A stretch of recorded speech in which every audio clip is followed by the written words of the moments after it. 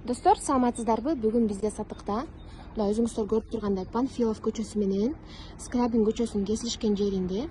Бул биздин 1-май ички иштер башкармалыгынын бөлүмү, Первомайский РУВД деп коебуз. Басан КЖ курулуш компаниясы, Космос деген курулуш компаниясы. Асма.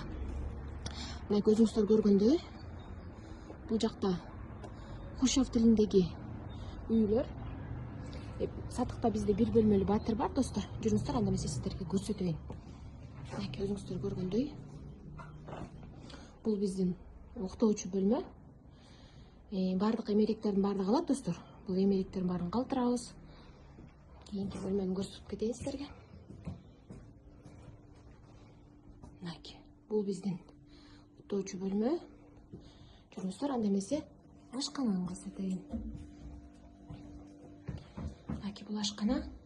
Үйдүн жалпы аянты 30 чарчы метр. Бардык коммуникациялар борбордук, жылуулук системасы дагы борбордук.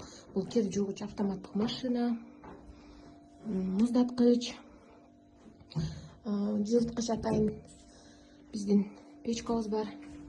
Меш. Бардыгы калат, достор. Кийинки бөлмөнү көрсөтөйүн. Бул биздин аараткана.